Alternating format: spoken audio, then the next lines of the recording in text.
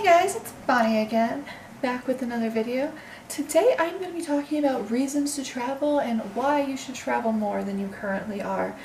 So, for starters, ever since I was a little kid, for as long as I can remember, I've always said I wanted to travel the world, wanted to see everything. And yet I've literally just applied for my first passport and I'm 22, still waiting for it to come in the mail. So obviously travel hasn't been as big of a priority as I've said it was going to be. Even within the United States, I've seen less than half of the states currently. So I wanted to talk about why everyone, myself included, should travel more, and hopefully this video will inspire me and others to travel more than we currently do, because I think we all could find the time to travel maybe even once more a year than we currently do. So the first reason is simple: exploration. The reason we want to travel is we want to see these incredible places. We want to see the waterfalls. We want to see the rainforest.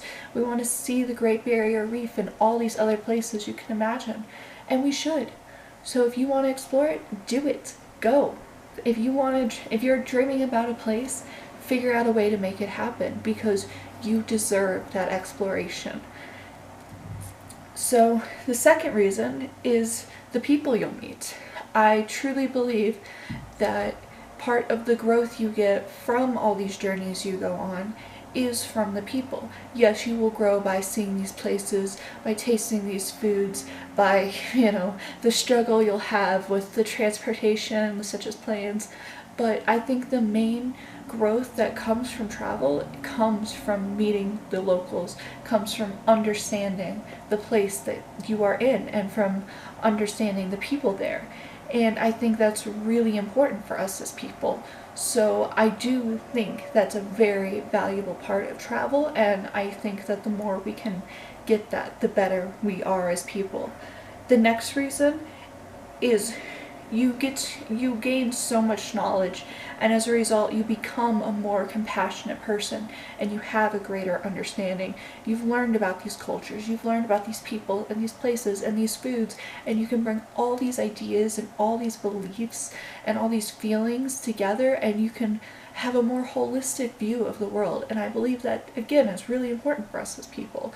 And I think the more that we travel, the more we can see what do we as people truly believe, not just what your narrow-minded side says. You can truly see what all human beings have to say and really get a broader perspective, and I think that's something that could be really valuable to almost everyone. Another thing, which is a huge misconception, is that it's cheaper than expected. People think it is so expensive to travel, and it really isn't. I have talked a lot about seasonal work. You can get paid to work in places that you've never been before. Granted, you do have to buy either the bus ticket or the plane ticket or whatever to get there, but once you're physically there, you're getting paid. Most of them provide housing, some of them even provide food, so you don't have to worry about it. You just have to get there.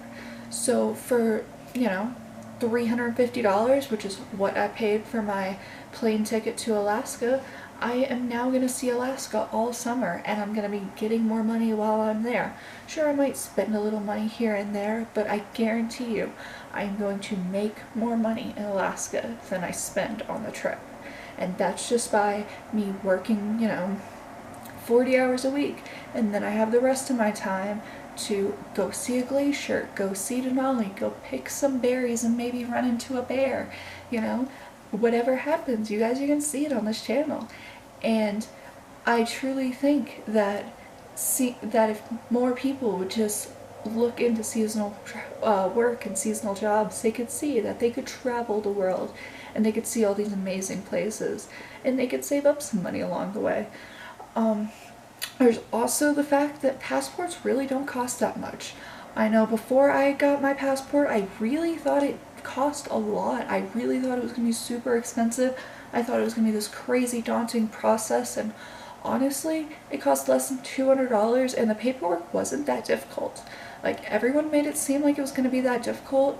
It is about a 6-week process waiting in the mail to physically get it, but now that I've done the process, I'm literally just waiting for the mail.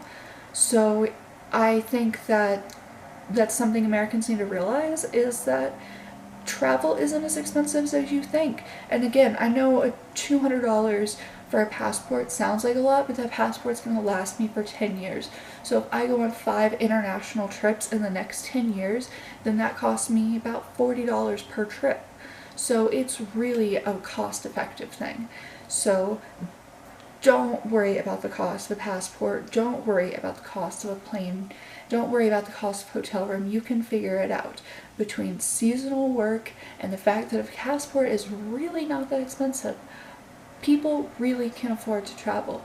It's just one of those things you have to set your mind to. You have to set a savings for it, and you have to make it a priority. And I think if more people would do that, that we could see the world more. And I think that's necessary. I think most people want to travel more than they do, and I think more people would be happier if they traveled more than they do.